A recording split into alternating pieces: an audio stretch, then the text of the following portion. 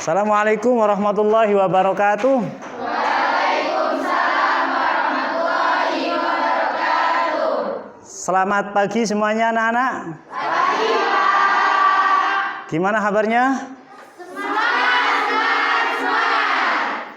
Baiklah, ketua kelas silahkan pimpin doa sebelum belajar kita mulai. Siap, kelas berdoa mulai. Selesai. Baiklah, sebelum Bapak mulai tadi setelah doa, Bapak mau ngecek kehadiran pada pagi hari ini. Mutia Salma, Hadir. Febi, Hadir. Rahma, Hadir. Nurul, Hadir. Ica, Hadir. Nurieti. Anak-anakku semuanya berdiri terlebih dahulu. Berdiri. Nah, itu masih ada yang belum beres itu. Ica, itu maskernya. Oke. Nah, itu kerudungnya. Husnul. Beresi, oke. Ya. Terima kasih, silakan duduk kembali anak-anakku sekalian. Anak-anakku sekalian, pagi hari ini kita akan belajar tentang kepengurusan jenazah. Merupakan kewajiban kita selaku umat Islam terhadap saudaranya. Oleh karenanya kita harus semangat belajar, karena ini fardu kifayah hukumnya ya. Jadi kalau tidak ada yang mampu, maka satu kampung itu berdosa semuanya. Silahkan buka dulu untuk pembelajaran pada pagi hari ini. Ketua kelas, coba hidupkan proyektornya. Kita akan belajar tentang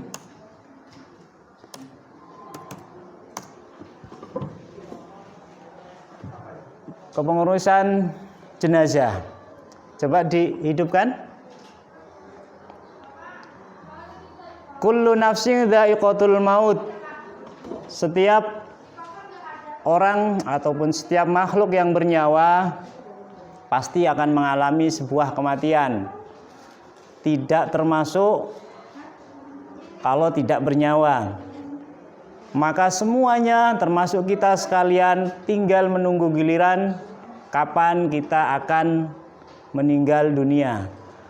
Kewajiban kita selaku orang Muslim tentu tidak hanya ketika masih hidup saja, melainkan ketika ada saudara kita yang sudah meninggal, maka kita juga masih tetap memiliki kewajiban terhadap saudara-saudara kita yang sudah meninggal.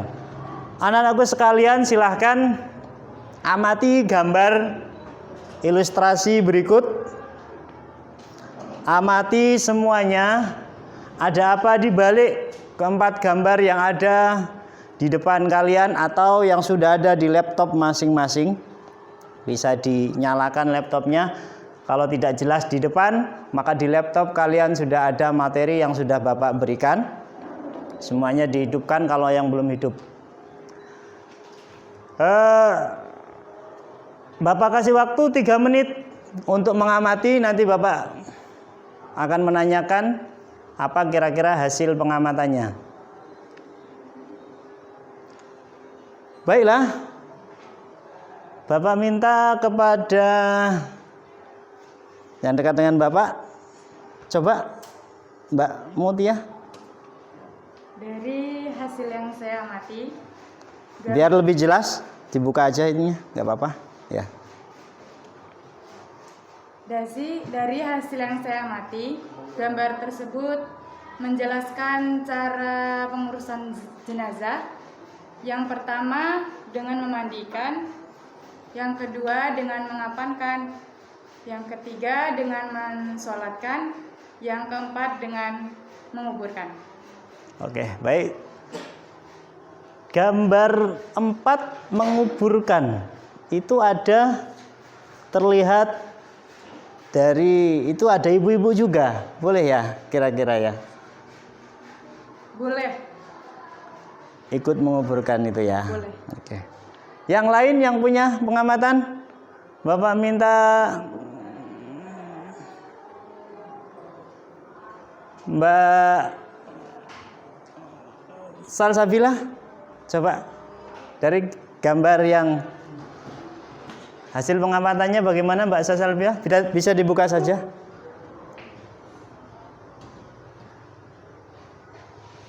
Dari hasil pengamatan bahwa bisa dibilang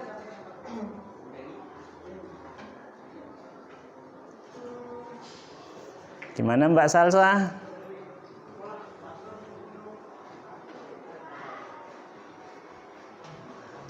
Oke, paham enggak? Belum paham. Oke. Bapak coba yang lain. Ketua kelasnya. Ketua kelasnya. Ya, ketua kelasnya.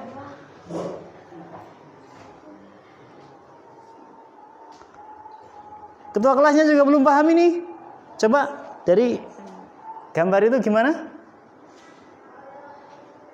Tata cara memandikan. Bisa dibuka saja biar lebih jelas.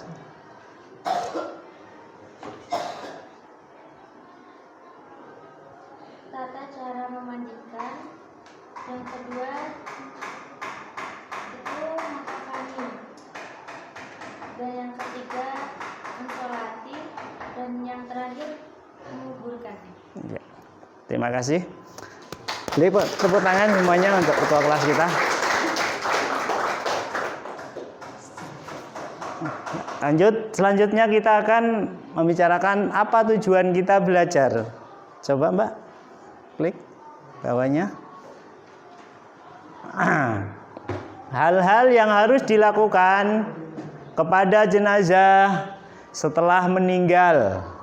Yang namanya jenazah itu meninggal. Ya, apa saja? 1. Kita memejamkan kedua matanya, karena pada saat ini ketika orang itu meninggal ada kalanya yang matanya melotot ya, kelihatan. Nah, maka kita secepatnya memejamkan kedua matanya, di mana nanti tentu saja biar tidak terkena kotoran-kotoran dan lain sebagainya. Ada nanti cara-cara tertentu untuk bisa memejamkan matanya. Tidak semua mayit mudah dipejamkan matanya hanya dengan. Tidak, nanti kita akan bicara tentang bagaimana cara-cara memejamkan mata ketika mayit tersebut sulit untuk dipejamkan matanya. Lanjut. Mengikat kedua bibirnya. Mengapa? Maksudnya enggak kedua bibir ini ya. Menutup.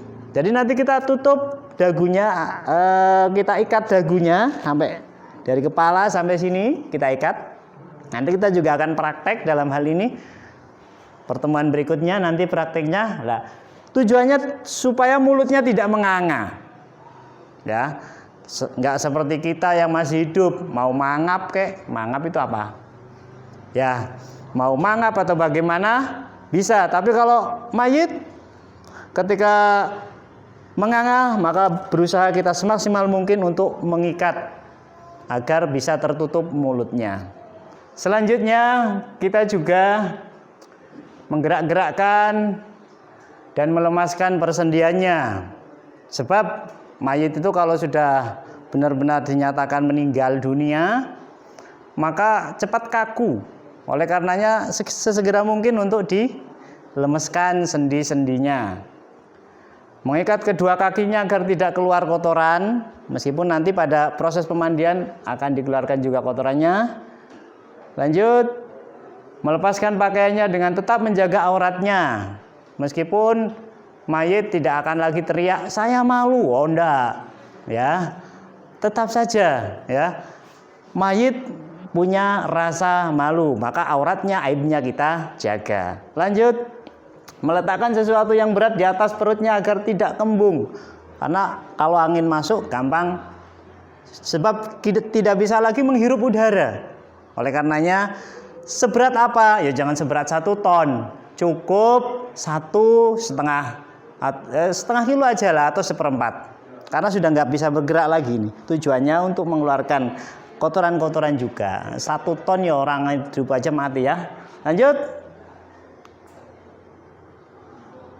Meletakkannya di atas ranjang ini fungsinya adalah supaya tidak kena serangga ya, dan tidak mudah membusuk.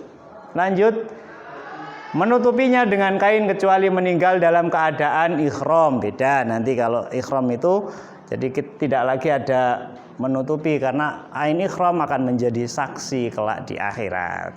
Oke. Berdoa untuk mayit, kita yakini bahwa kita mengirimkan doa untuk mayit itu akan sampai. Maka di sana Allahumma gfirlahu warhamhu atau Allahumma gfirlaha warhamha itu berdoa untuk mayit. Keluarga yang ditinggalkan harus bersabar dan ridho, karena itu tadi kullu nafsin dha'iqatul maut. Pada akhirnya semuanya, kita yang masih hidup juga akan meninggal dan akan mengalami kematian. Mengucapkan kalimat istirja. Apa itu istirja? Ada yang tahu? Inna lillahi wa inna ilaihi raji'un. Jangan alhamdulillah. Mati alhamdulillah musuh saya mati. Inna lillahi. Sesungguhnya Allah akan mengembalikan kita sekalian. Inna lillahi. Kita dari Allah, wa inna ilaihi raji'un. Kita akan kembali lagi pada Allah.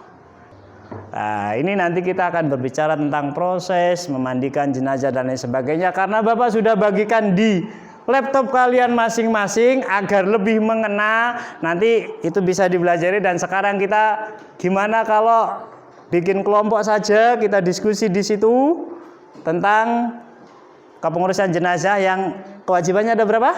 Ada 4. Baiklah, kita bagi kelompok. Ini ada berapa anak? 19 ya. Jadikan kelompok 5. Oke, satu kelompok 5 orang. Assalamualaikum warahmatullahi wabarakatuh. Kami dari kelompok 4 akan mempresentasikan hasil diskusi kami. Materi diskusi kami adalah bagaimana tata cara memandikan jenazah yang jasadnya hancur akibat kecelakaan dan salah satu anggota tubuhnya hilang. Menurut kami, cara memandikannya yaitu mensucikan badannya terlebih dahulu, kemudian baru mensucikan kakinya yang terpisah. Apakah teman-teman ada yang memiliki pendapat lain? Tidak ada. Ya, terima kasih dari kelompok 4. Ini karena waktunya sudah habis teman-teman sekalian, anak-anakku sekalian. Jadi kita lanjutkan minggu depan ya. Itu tadi kakinya ya, anggotanya ataupun apapun ya itu ya. Nanti kita bahas, kalau ada yang kurang sependapat kita tengok minggu depan. Anak-anakku sekalian, terima kasih untuk kelompok 4. Untuk agar kalian lebih semangat dalam bab jenazah, maka tentu saja biar lebih mendalam lagi di materi-materi yang sudah Bapak berikan dalam laptop kalian masing-masing, itu sudah ada buku paket dan juga ada PPT-nya ya, yang lebih lengkap di buku paketnya. Bapak sudah menyiapkan latihan untuk bab ini. Silahkan sebagai tugas kalian sebutkan kewajiban keluarga ketika salah satu dari mereka ada yang meninggal dunia. Keluarganya kewajibannya apa? Bagaimana tata cara memandikan jenazah yang baik? Jelaskan tata cara pelaksanaan sholat jenazah yang benar sesuai dengan yang sudah kalian pelajari. Mungkin itu saja pertemuan pada kali ini. Mudah-mudahan kita di pertemuan berikutnya lebih semangat lagi, lebih bermanfaat untuk kita sekalian. Demikian, kurang lebihnya mohon maaf. Marilah kita tutup pertemuan pada pagi hari ini dengan ucapan Alhamdulillahirabbil alamin. Demikian, wassalamualaikum warahmatullahi wabarakatuh.